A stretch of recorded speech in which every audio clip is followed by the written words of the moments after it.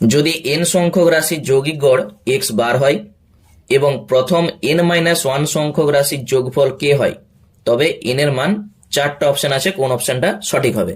চলো প্রথমে n সংখ্যক রাশির যৌগিক গড় x বার বলে দেওয়া আছে, তাহলে x1 plus x2 plus dot dot করে শেষে প্লাস xn বাই n, এইটা সমান x বার বলে দেওয়া আছে।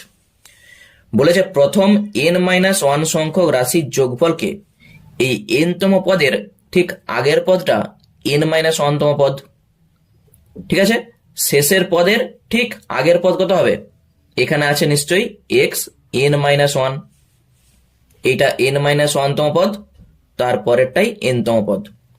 তাহলে এখান থেকে এত দূর এইটার যোগফল বলে দেওয়া আছে কে, তাহলে বসিয়ে দাও, এখান থেকে এইটা কে, তারপরে আছে এক্স এন, নিচে আছে এন সমান এক্স বার। আমাদের চাইছে এন এর মানটা কত, এন মানে এখানে এই এক্স এন, কোনাকুনি গুণ করে দাও, কে প্লাস এক্স এন সমান এন এক্স বার।